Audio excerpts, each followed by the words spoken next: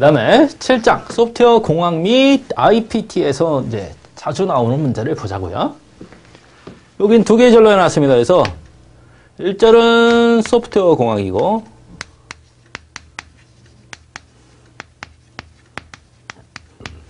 2절은 이제 IPT죠.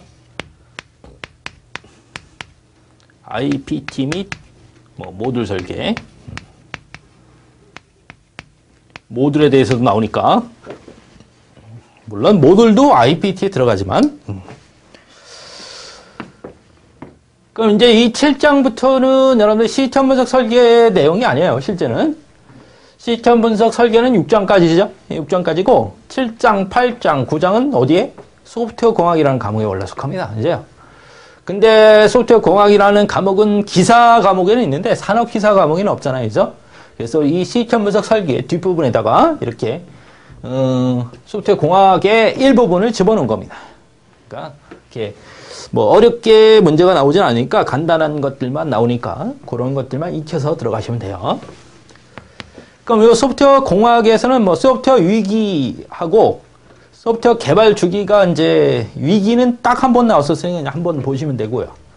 여기서는 뭐를 자주 나오는 건 뭐 개발 주기야. 응? 왜요? 개발 주기 달달달.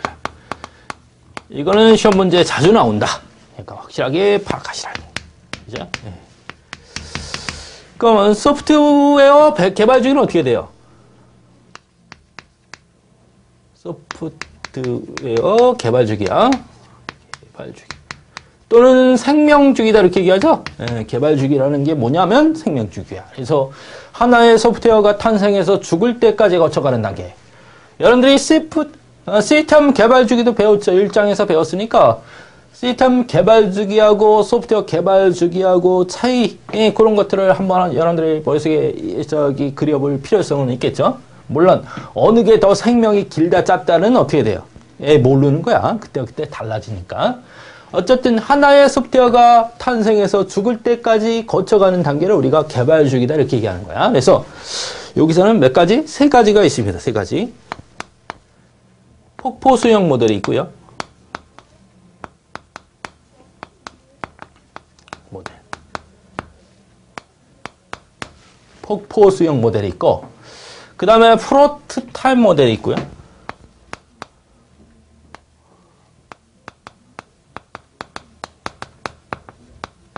모델. 물론 프로토타이핑 모델 이렇게도 얘기합니다. 네. 그려려니 하세요. 그 다음에 나선형 모델이 있습니다. 나선형 모델. 이 나선형 모델을 진화된 프로토타입 모델 이렇게도 얘기합니다. 이렇게 세 가지 모델이 있다 우선은 이걸 머릿속에 집어넣어라. 세 가지 모델.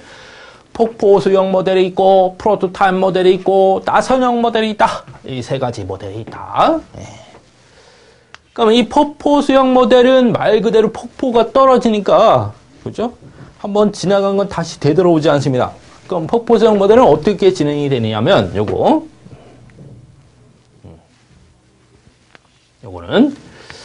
맨 처음에 이제 계획 단계죠. 계획 단계.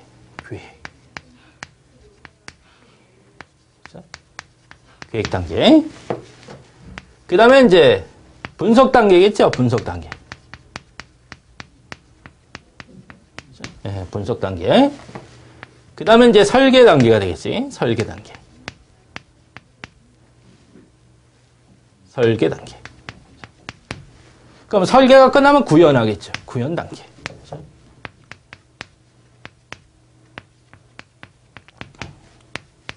구현했으면 테스트 해야겠죠. 네, 테스트 단계.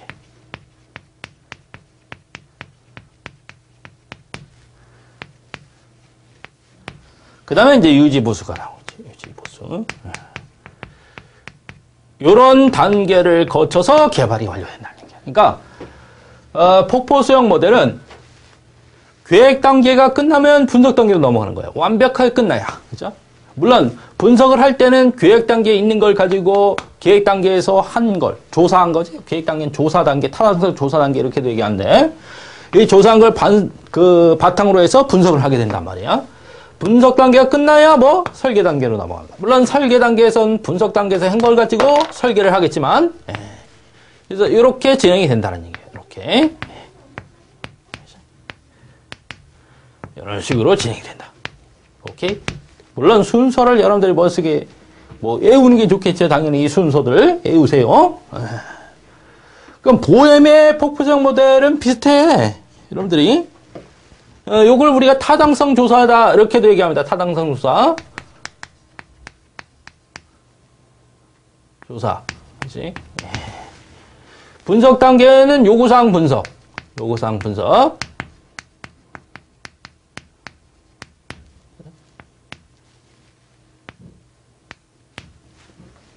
그 다음에 설계는 이제 기본 설계하고 상세 설계하고 나눠서 실시한다. 그죠? 기본 설계를 하고 이 기본 설계를 바탕으로 해서 상세 설계를 하죠. 상세 설계. 그럼 이 상세 설계를 가지고 뭐 한다? 코딩을 하게 됩니다. 코딩. 구현이다라고 생각하시면 돼요. 코딩. 코딩을 다 하고 나면 통합을 하겠죠. 모은다는 얘기야, 코딩한 걸. 통합. 통합해서 실행을 시킵니다. 그죠? 실행. 이게 이제 테스트랑 다 합친 거지, 이건. 구현이랑 테스트랑 합친 겁니다. 그 다음에 이제 유지보수 하는 거예요. 유지보수.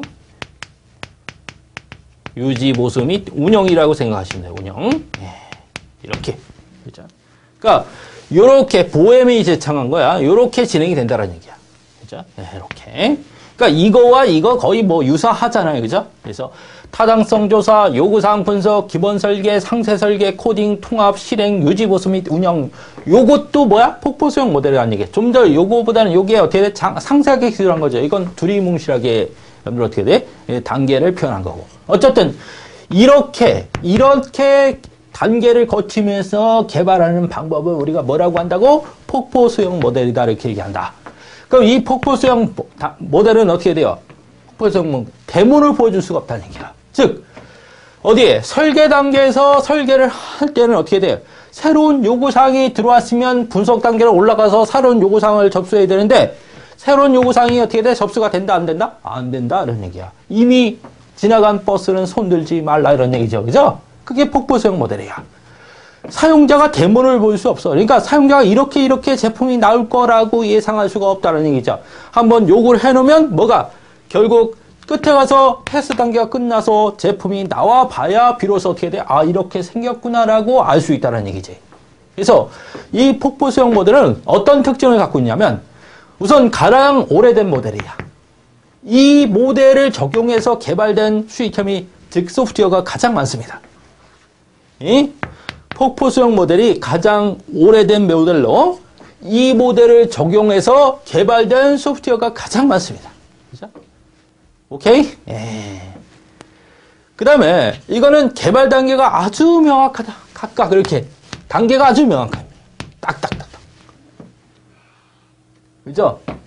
즉 계획 단계가 끝나면 바로 분석 단계로 넘어가는데 분석 단계에서 설계 단계로 넘어가서 설계 단계에 되면 분석은 다시 하지 않습니다. 그러니까 여러분 관리를 할 때 이 사람은 분석 전문가다 그러면 그 사람은 분석만 시킬 수 있다는 얘기야. 이 사람은 설계 전문가다 그러면 설계만 시킬 수 있습니다. 이렇게 관리가 아주 명확하게 할 수 있다는 얘기야.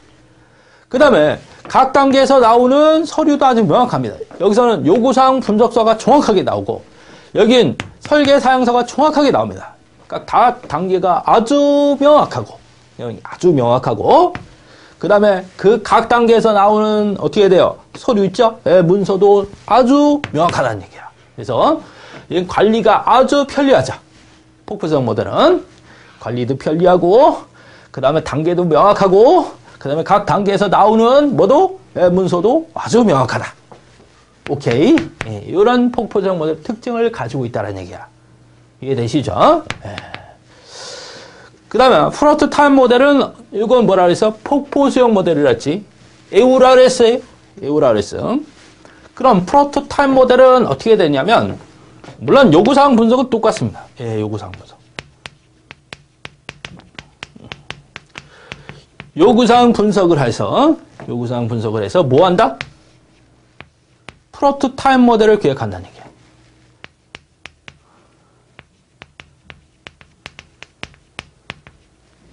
계획. 그래서 거기에 따라서 이제 프로토타입 모델 타입을 어떻게 돼? 프로토타입을 개발하겠지. 그죠? 프로토타입 모델 타입을 어떻게 돼? 프로토타입 모델 타입을 개발하겠지. 그죠? 프로토타입 모델 타입을 어떻게 돼? 프로토타입 모델 타입을 개발하겠지. 그죠? 프로토타입 모델 타입을 개발하겠지. 개발. 개발이 끝나면 어떻게 된다? 검토를 한다는 얘기예요. 검토.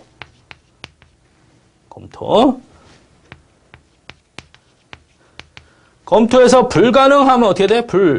불가능하면 취소가 됩니다. 프로토타입 모델이 취소가 되는 거고, 가능하면 이제 정제를 하죠. 프로토타입 모델 정제라고 생각하시면 돼요. 정제를 해서 본격적인 개발에 들어가면 되죠. 본격 개발이야. 이런 식으로 진행이 된다는 얘기야. 뭐는 프로토타입 모델은. 역시 외워야 되죠. 요구사항 분석을 해서 프로토타입을 계획하고 그걸 개발해서 여러분들이 검토를 한 다음에 사용자하고 검토하는 거지. 사용자가 불가능하면 취소가 되는 거고 가능하면 본격적으로 정제 작업을 해서 이 프로토타입 모델에 대한 정제 작업을 해서 본격적인 개발에 들어가면 된다는 얘기야. 그럼 여러분들 이 프로토타입이라는 게 뭐냐 이거야. 프로토타입이라는 건 여러분들 시제품이라고 생각하시면 돼. 시제품. 본격적으로 어떻게 돼요? 이런 제품이 어떻게 돼? 나와야 되잖아. 완제품이 나오기 전에 완제품에 거의 비슷한 기능 있죠? 그런 거를 발휘하는 아주 시제품 조그만 거라고 생각하시면 됩니다. 그죠? 그걸 우리가 프로토타입 모델이다 이렇게 부르면 돼. 그러니까 여러분들 저기 아파트 공사할 때 아파트 분양할 때 어떻게 돼요? 질 아파트에 대한 어떻게 돼요? 질 아파트에 대한 시제품을 만들어서 뭐해? 모델 하우스를 만들지. 그래서 그 모델 하우스가 바로 프로토타입 모델이라고 생각하시면 됩니다. 뭐라고? 프로토타입 모델이 뭐라고? 모델 하우스. 아파트 본격적으로 짓기에 앞서서 모델 하우스를 공개해놓고 야 이런 형태로 질 건데 살 사람 사세요. 이런 얘기 똑같죠. 그래서 프로토타입 모델을 계획해서 그거를 만든 다음에 사용자고 모델 하우스 와서 사용자가 이렇게 보듯이 똑같은 거야. 사용자가 프로토타입 모델을 보는 거야. 프로토타입을 보고서 마음에 들면 어떻게 돼? 어떻게 본격적으로 개발하라 이렇게 지시하는 거고 마음에 안 들면 다시 때려부시고 다시 지어야 되죠. 그죠? 다시 취소가 되는 겁니다. 그 프로토타입 모델이. 그래서 이런 식으로 해 나가는 방법을 우리가 뭐라고 한다? 프로토타입 모델이다 이렇게 얘기한다. 오케이? 이 순서 여러분들 외우세요. 그래서 프로토타입 모델이 뭐냐면 뭐를 보여주는 거야? 시제품을 본격적인 개발에 앞서서 시제품을 먼저 보여준다는 거야. 그러면 사용자는 이 폭포수형 모델은 시제품을 볼 수가 있어 없어? 없어요. 이 프로토타입 모델 방식은 시제품을 사용자가 볼 수 있지. 그래서 그 시제품을 보고 나서 사용자가 어떻게 판단할 수 있다는 얘기야. 야 이런 제품이 나올 거다 라고 여러분들이 어떻게 돼? 사용자가 알 수 있지만 폭포수형 모델은 그런 걸 모른다는 얘기죠. 근데 문제는 뭐냐면 대형 프로젝트인 경우는 어떻게 돼요? 프로토타입 모델을 개발해 상당히 어렵다라는 얘기야. 그러니까 이만큼 큰데 그걸 일부분을 보여준다는 게 어떻게 쉬워요? 안 쉽다는 얘기야. 그래서 대형 프로젝트는 별로 이렇게 맞지가 않아요, 여러분. 프로토타입 모델은. 대형 프로젝트인 경우는 그 대형 프로젝트가 갖고 있는 모든 기능을 시제품으로 만들어서 보여주기가 상당히 난감하기 때문에 혹시 서로 보여준다 하더라도 그 보여준 거하고 똑같은 형태로 개발이 거의 불가능합니다. 그렇죠? 그러니까 시제품은 그게 됐는데 실제 개발하고 났더니 그게 안 되는 경우가 가끔 있다는 얘기야. 그러니까 대형 프로젝트에서는 잘 안 쓰는 방식입니다. 대형 프로젝트에서는 보통 폭포수형 모델을 많이 씁니다. 그러니까 얘나 모르겠다. 이거 어떻게 돼요? 사용자는 나중에 봐라 이런 얘기. 큰 프로그램에서는 시제품이 불가능하니까. 오케이. 어쩔 수 없어요. 그러니까 이거는 소규모 이제 여러 개 개발해서 많이 쓰고요. 그렇다고 이게 이 시제품이 어떻게 돼요? 시제품이 전체 개발 기간을 단축시킬 수는 없지. 개발 기간이 이걸 하면 짧아진다 이런 건 절대 아닙니다. 왜 더 길어지지, 그지? 그래서 개발 기간을 전체적으로 이렇게 단축시키는 건 아니다. 오케이? 그 다음에 이거는 어떻게 돼요? 좀 뭐에 빠질 수 있다는 거야? 시제품의 시첩을 보여주고 나면 그 시제품에다 이렇게 막 맞추기 때문에 그런 어떤 문제에 좀 어떻게 돼요? 빠질 수 있다. 이런 문제를 안고 있습니다. 이거는. 그 다음에 나선형 모델은 뭐냐면 나선형 모델이죠. 나선형 모델은 이렇게 하는 거야. 나선형 모델. 이렇게 해서 여기가 뭐냐면 계획이야. 여기가 계획. 그 다음에 여기 위험 분석입니다. 위험 분석. 그 다음에 여기가 개발이죠. 개발. 그 다음에 여기가 고객평가입니다. 그러니까 처음에 계획을 해서 위험 분석을 끝낸 다음에 개발해 놓고서 고객평가를 받는 거야. 그럼 고객이 어떻게 돼? 첫 개발하자마자 마음에 들지는 않을 거란 말이야. 그럼 이렇게 고쳐주세요 하면 어떻게 돼? 다시 어떻게 돼? 계획해서 다시 위험 분석해서 다시 개발하죠. 다시 고객평가를 받아서 다시 어떻게 돼? 계획해서 다시 개발합니다. 이런 식으로 최종 완제품이 나올 때까지 계속해서 진화시켜가는 방식이야. 그러니까 이 진화된 프로토타입 모델 이렇게도 얘기합니다. 이걸 나선형 모델을 뭐라고도 한다? 진화된 프로토타입 모델이다 이렇게 얘기한다. 모델이다. 그러니까 처음에 프로토타입 모델을 처음에 만들어 놓으면 그 프로토타입 모델을 보고서 고객이 어떻게 돼? 덧붙이는 거죠. 아, 이거 이렇게 고쳐서 그러면 계속해서 진화시켜서 완제품이 될 때까지 개발하는 방식을 우리가 나선형 모델이다 이렇게 얘기하는 거예요. 그래서 어떤 순서로? 계획, 위험 분석, 개발, 고객평가 이런 순서로 진행돼. 다시 한번 순서가 어떻게 된다? 계획, 위험 분석, 개발, 고객평가 순서가. 그래서 요즘에 와서는 가장 바람직한 방식이죠. 왜? 모든 개발 과정에서 누가 들어가는 거야? 고객이 계속해서 자기가 원하는 제품이 나올 때까지 계속 조정해 가죠. 그래서 요즘에는 이제 가장 각광받는 방식이 바로 이 방식입니다. 그죠? 옆에서 계속 코치를 하는 거야, 사용자. 고객은 왕이단 말이야, 그지? 그러니까 CF를 만들어 놓고 고객 평가를 받아서 그 고객이 어떻게 돼? 마음에 드는 대로 어떻게 개발해 나가는 거죠. 좀 어떻게 돼요? 예, 개발자 측면에서는 골치가 아프지만 어떻게 돼요? 사용자 측면에서는 가장 좋은 방식이다라는 얘기죠. 그죠? 자기가 원하는 제품을 어떻게 돼? 언제든지 얻어낼 수 있다는 얘기야. 이런 것들은 원하는 제품이 안 나오더라도 어떻게 돼? 이미 지불해야 되잖아. 돈 지불했으니까 끝났지. 그죠? 예. 이거는 뭐예요? 시제품에 따라서 시제품하고 같이 안 나올 수도 있다. 이런 문제가 발생할 수 있다는 얘기인데 이것들은 뭐 자기가 시제품이 마음에 안 들더라도 자기가 이제 개발해 나가는 거니까 자기가 마음에 들게 이 가장 이제 요즘에 와서는 각광하는 방식입니다. 그죠? 어쨌든 여기서 시험 문제가 자주 나온다. 시험 문제가 자주 나온다. 그래서 순서 외우시고 그 다음에 각각 특징 설명한 대로 정확하게 머릿속에 집어넣어야 되겠지. 몇 번 보시면 73번 문제 보세요. 73번 문제. 시스템 개발 초기에 사용자의 요구 기능을 시제품으로 만들어 사용자의 요구를 분석해서 시제품이라지. 이게 시제품이야. 시제품으로 만들어 사용자로 하여금 기능과 사용성 등에 대해 검증시켜가면서 시스템을 개발하는 기법은 뭐다? 프로토타입 모델이다. 그치? 예. 나번이네.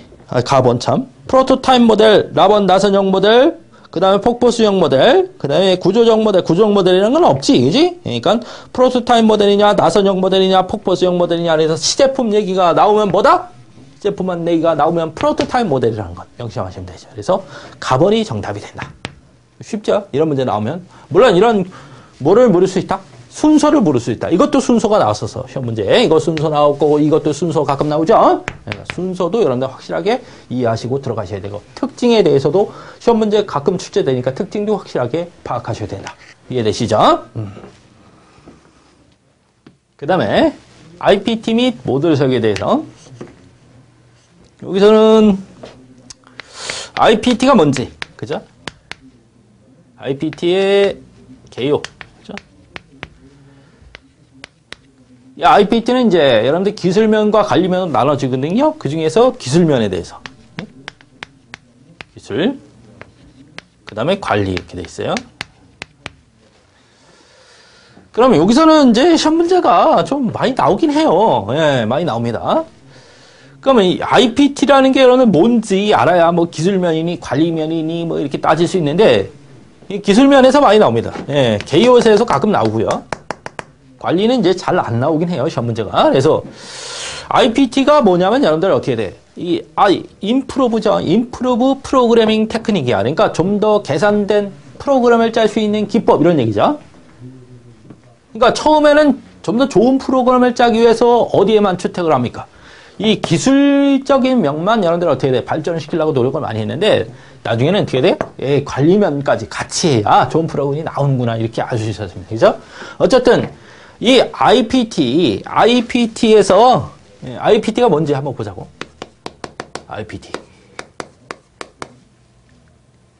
IPT의 분류 이렇게 보자고. 그래서 IPT는 이제 어떻게 나온다 그래서 기술면과 기술면, 예, 관리면으로 나눌 수 있다 그랬죠. 관리. 그럼 기술면에 설계를 어떻게 할 것인가 하는 문제에서 설계. 그죠? 그래서 설계는 어떻게 한다? 복합 설계를 하자는 얘기죠. 복합 설계. 이 복합 설계를 우리가 구조적 설계다 이렇게 얘기해요. 구조적 설계. 또는 기능 설계다 이렇게 얘기합니다. 뭐 구조적 설계는 어디? 8장에서 나오니까 거기서 보면 되고. 그 다음에 코딩을 어떻게 할 것이냐 하는 문제. 코딩은 구조적 코딩을 실시한다. 구조적 코딩.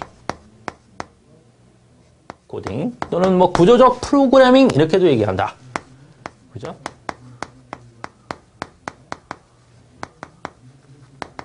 그죠? 그 다음에 테스트는 어떻게 할 거냐?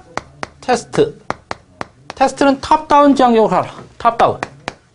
그죠? 탑다운. 그러니까 위에서 밑으로 내려가면서 테스트를 해야 된다는 얘기야. 그러니까 위에서부터 밑으로. 그 다음에 IPT의 이제 보조수단. 예, 보조수단으로 뭘 사용할 것이냐? 보조수단으로 뭘 사용한다. IPT의 보조수단으로 사용할 수 있는 거. 우선은 뭐가 있겠어요? NS 차트가 있겠죠. NS 차트. 그 다음에 의사코드가 있습니다. 의사코드. 의사코드. 그 다음에 PDL 있죠. PDL. 프로그램 기술 언어죠. 그 다음에 히포가 있습니다. 히포. 그 다음에 모듈 있죠. 모듈 설계. 이런 것들이 바로 어떻게 돼? IPT의 기술적인 보조수단이라는 얘기야. 그죠? 네, 이런 거. NS 차트니, 그죠? 그 다음에 의사코드니, 그 다음에 PDL이니, 그 다음에 히포, 모듈 설계 이런 것들이 어디에 보조수단을 쓸 수 있다는 얘기야. 기술적인 거. 관리면에는 이제 여러분들 어떻게 돼요? 개발 조직하고 품질 관리가 있겠죠. 품질 관리.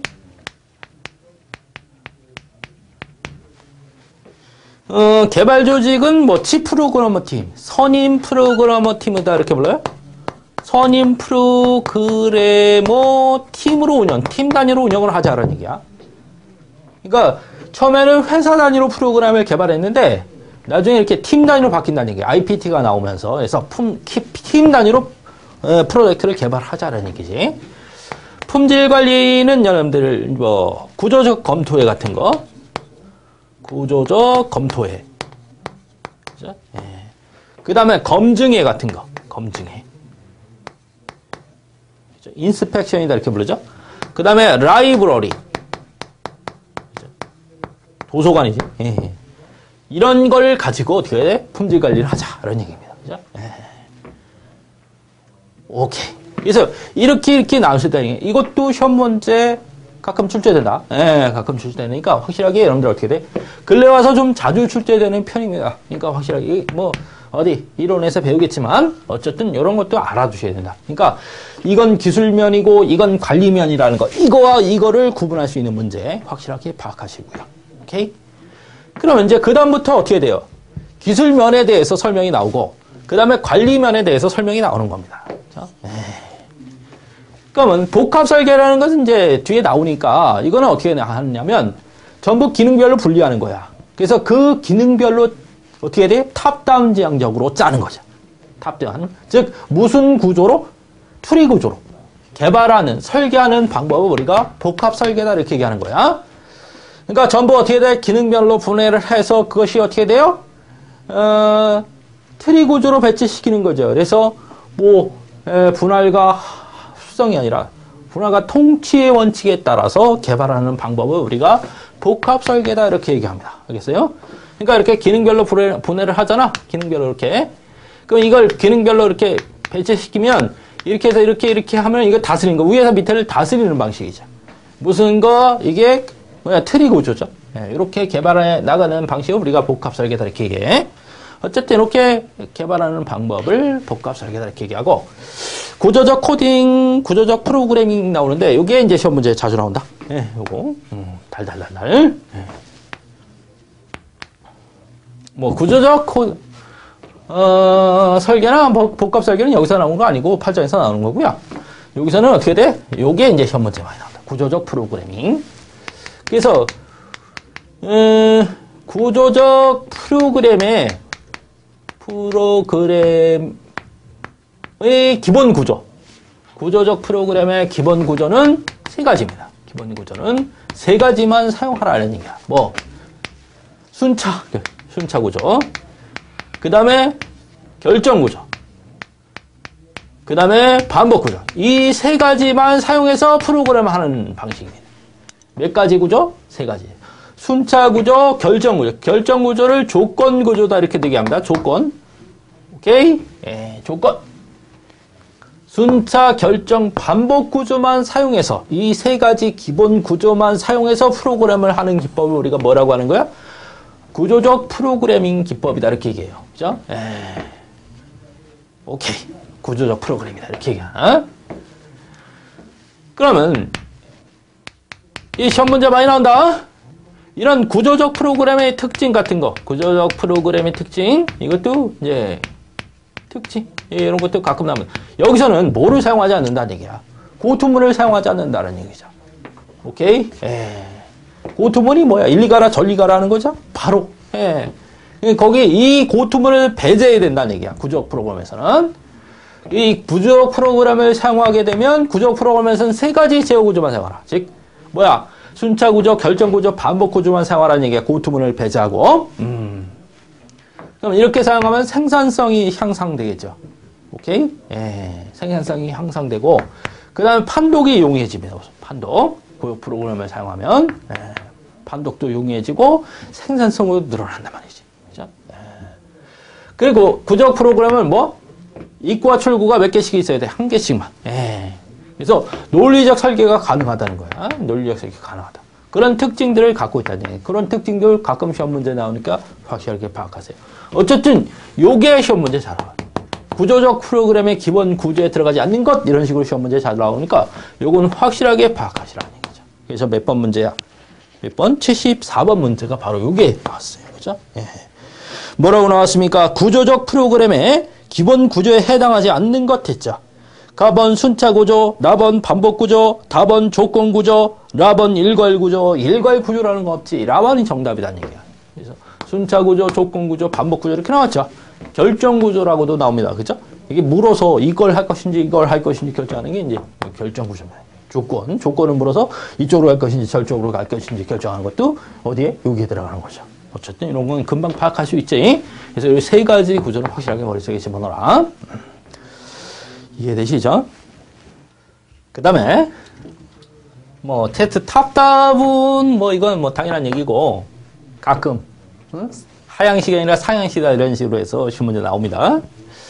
LS 차트도 가끔 나오는 거고 의사 코드는 나온 적이 없고 PDR도 가끔 나온 거야. 요건 자주 나오죠. 히포. 히포는 자주 나오니까 확실하게 파악하셔야 된다. 그죠? 이 히포의 구성 요소는 뭐냐면 구성 요소 세 가지로 되어 있어요. 세 가지. 도식 목차, 총괄 다이어그램, 상세 다이어그램 이렇게 되어 있습니다. 도식 목차. 도식 목차.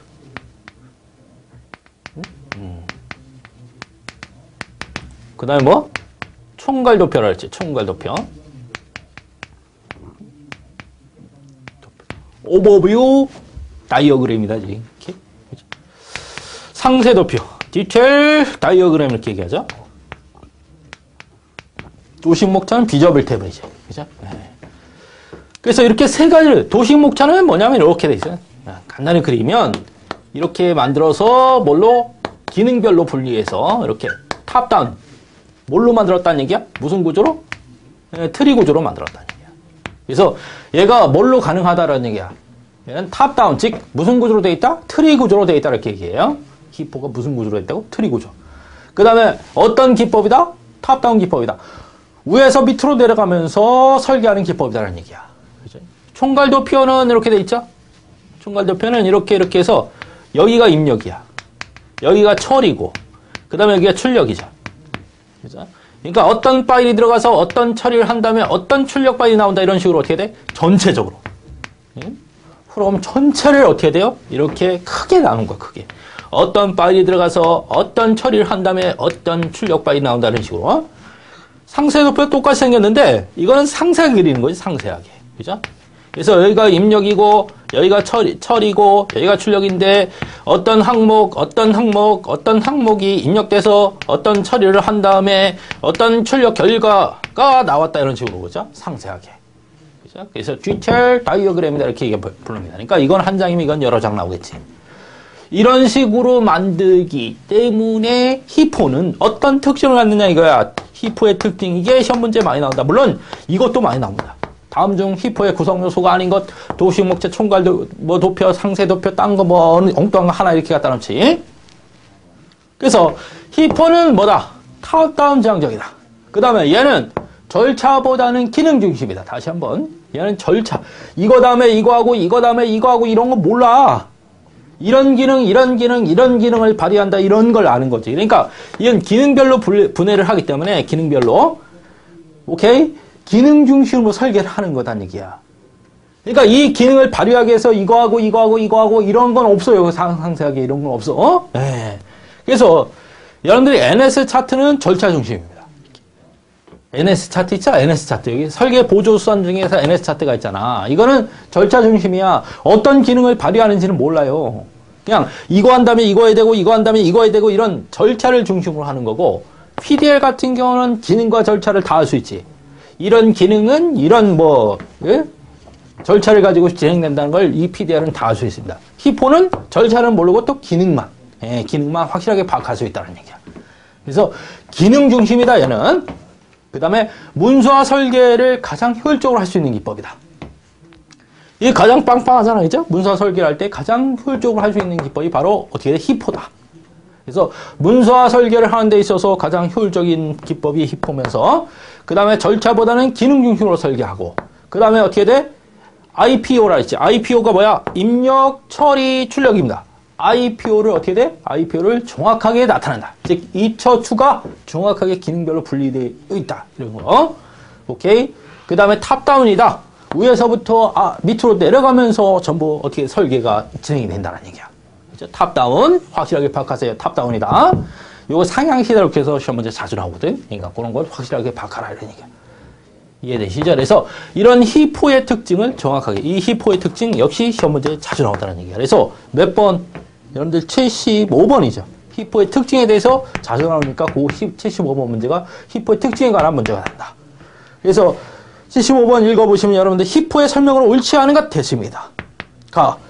문서화의 도구 및 설계 도구 방법을 제공하는 기법이다. 맞지? 문서화 설계 효율성을 목적으로 한다 그랬어야지? 예. 나번 입력, 처리, 출력 관계를 시각적으로 기술한다. 입처, 출력이 시각적으로 기술되어 있지. 그러니까 어떤 입력상이 들어가서 어떤 처리를 한 다음에 어떤 출력상이 나온다가 시각적으로 다 보인다는 얘기야. 이것만 가져도 여러분들 프로그램은 프로그램 짜는데 이렇게 문제가 생기진 않습니다. 그 다음에 답은 시스템의 구조를 기능 중심으로 설계한다. 맞죠? 얘는 절차보다는 무슨 중심이라 그래서 기능 중심이라 그래서 이런 기능 이렇게 기능별로 분類하는 거야. 이런 기능을 수행하기 위해서 이걸 하고 이거 기능 없다 그랬어. 그지? 예, 그래서 절차 중심이 아니라 기능 중심이라는 것. 라번 상향식 설계 방식이다. 아니다 그랬어. 뭐다? 탑다운이니까 하향식 설계다 그랬어. 하향식 설계. 그지? 하향식 설계 방식이다. 라번이 틀렸네요. 그죠? 이런 식으로 시험 문제가 나온다는 것. 그러니까 특징과 구성 요소는 확실하게 파악하셔라. 히포는 시험 문제가 많이 나오기 때문에 이 부분은 확실하게 여러분들이 짚고 넘어가셔야 됩니다. 이해되시죠? 그 다음에 히포 다음에 이 모듈 있죠. 예, 모듈에 관해서도 자주 나오는 편입니다. 물론 여기서만 나오는 게 아니고 모듈은 8장에서도 이제 나오지만 모듈 여기서는 간단한 것만 8장에 가서 응집도가 뭔지 결합도가 뭔지 배우시고 하기고 여기서는 모듈에 여러분들 모듈이 뭐야? 프로그램보다 하나 작은 단위죠. 그죠? 모듈이 모여서 하나의 프로그램이 되는 겁니다. 프로그램은 뭐의 집합이야? 컴퓨터가 해야 될 동작의 집합을 우리가 프로그램이다 이렇게 얘기해요. 네. 어쨌든 이런 모듈은 뭐다? 프로그램보다 하나 작은 단위로 이런 모듈이 모여서 뭐가 된다? 프로그램이 된다는 얘기야. 그러니까 모듈 기법을 사용하게 되면 여러분들 어떻게 돼? 전체를 프로그램 전체를 한눈에 볼 수 있다는 얘기야. 덩어리 문제로 생각하기 때문에. 그죠? 오케이? 그래서 전체 구조를 쉽게 파악하기 위해서 모듈 구조를 사용하게 됩니다. 그러니까 라인 중심으로 생각하면 안 돼. 여러분들이 생각할 수 있는 한계가 한 2만 개 정도까지 생각할 수 있는데 2만 개 이상은 생각하지 못합니다. 이제? 그러니까 2만 라인 이상 프로그램을 짜려면 못 짜지지. 근데 덩어리 문제로 생각하면 되잖아. 그치? 예, 100라인짜리로 분해하면 몇 개 안 됩니다. 그죠? 예. 그러니까 이렇게 모듈 프로그램을 짜면 모듈화 시켜서 짜면 어떻게 돼? 전체를 일괄적으로 볼 수 있다는 얘기야. 그지? 예, 전체를 덩어리 문제로만 보면 되니까. 그죠? 덩어리는 어떻게 짜는 건지 어떻게 나중에 생각할 문제지. 그래서 이런 모듈죠? 예, 모듈의 특징 좀 알아두셔야 되고, 특징. 그 다음에 모듈의 모듈 작성 시 유의사항. 유의사항. 이런 것도 좀 알아두시면 좋습니다. 그죠? 예, 그래서 이제 모듈의 특징보다는 요게 더 시험 문제가 많이 나오긴 해요. 그죠? 예, 모듈 작성 시 유의사항에 대해서. 모듈의 특징은 우선 모듈은 어떻게 돼? 독립적으로 컴파일이 가능하지. 그러니까 이렇게 모듈로 만들어서 모듈이 만들어져 갖고 하나의 프로그램이 되잖아. 이런 식으로 어떻게 호출해서 이런 식으로 만들어집니다. 그죠? 하나씩 모듈로 짠다면 이런 식으로. 그러면 여러분들이 이 하나하나를 하나의 모듈로 본다면 모듈로 보자면. 그러면 이런 하나의 모듈들은 독립적으로 컴파일은 가능하다는 얘기야. 독립적으로. 그냥 번역은 하나씩 따로따로 할 수 있다는 얘기야. 그렇지만 실행은 어떻게 돼요? 실행은 하나씩 실행되는 게 아니잖아요. 그치? 얘가 얘를 불러 얘는 돌아갑니다. 혼자서는 실행이 되지 않나요? 그러니까 실행은 종속적으로 실행됩니다. 다시 한번. 번역은 독립적으로 되지만 실행은 얘가 호출해야 불러야 돌아간단 말이에요. 그래서 실행은 종속적으로 일어난다는 거. 그죠? 예, 그런 것도 좀 알아지고. 이렇게 서로서 분담해서 작성할 수 있다는 거야. 모듈로 작성하면 분담해서 이건 너 짜고 이건 너 짜고 이건 너 개발하고 이렇게 할 수 있잖아. 그지? 그래서 이렇게 분담해서 작성이 가능하다는 것. 그 다음에 이 전체 모듈에서 유용한 변수가 있고 이 모듈 내부에서만 유용한 변수가 있단 말이야. 그래서 기억 장소를 절약할 수 있죠. 그러니까 이 모듈이 끝나면 그 기억 장소를 어떻게 돼? 반납할 수 있다는 얘기야. 해당 모듈에 들어오면 기억 장소를 할당했다가 해당 모듈이 끝나면 기억 장소를 반납할 수 있죠. 그러니까 전체에서 한꺼번에 사용하는 기억 장소를 만들어놓으면 다 모듈마다 필요한 기억 장소를 다 만들어야 되지만 이렇게 하면 그 모듈이 실행될 때만 만들어지기 때문에 기억 장소를 절약할 수 있다는 이런 장점을 갖기는 합니다. 이해되시죠? 예. 그러니까 그런 것들을 좀 어떻게 돼요? 특징 같은 걸 좀 알아두시고. 그럼 이런 모듈을 작성할 때 어떤 사항들을 유의해야 되는가? 우선 결합도는 어떻게 돼? 약하게. 결합도. 그러니까 하나의 모듈과 다음 모듈의 결합은 약하게 작성해야 되지. 오케이? 약하게 작성해야 그 모듈을 이쪽에서도 쓰고 저쪽에서 쓰고 다 독립적으로 쓸 수 있다는 얘기야. 그러니까 이건 하나의 부속품 같은 거란 말이야. 이거와 이게 결합력이 강하게 되면 어떻게 돼요? 이 모듈은 얘한테밖에 못 쓴다는 얘기죠. 그러니까 결합은 모듈과 모듈 사이의 문제이기 때문에 약하게 만들어서 어디든지 사용할 수 있게끔 어디든지 그 모듈을 사용할 수 있게끔 만들어줘야 된다는 게 분해를 해서. 그지? 그러니까 공유성이 높게 만들어줘야 된다. 응집은 강하게 만들어야 되죠. 모듈 내부의 문제니까. 하나의 모듈 내부의 문제니까 강하게 응집해야 된다는 얘기야. 그죠? 강한 응집력은 우리가 함수 응집이다 이렇게 얘기하고 약한 결합은 자료 결합이다 이렇게 얘기해요. 어쨌든 그렇게 만들어줘야 된다는 얘기예요. 그래서 응집도는 강하게 결합도는 약하게 만들어라. 그 다음에 하나의 모듈은 적절한 크기로 만들어줘야 돼. 크면 안 됩니다. 너무 작아도 안 되고요. 그러니까 적절한 크기로 작성해야 된다. 그 다음에 판독 이해하기 쉽게 만들어줘야 됩니다. 예, 판독도 용이하고 이해도 쉽게 이렇게 만들어 달라. 오케이? 예, 그런 유의사항들을 여러분들 어떻게 돼? 유의해서 모듈을 만들어줘야 된다. 오케이? 예. 그래서 몇 번 문제? 76번 문제 보시면 모듈 작성 시 주의사항으로 옳지 않은 것 했습니다.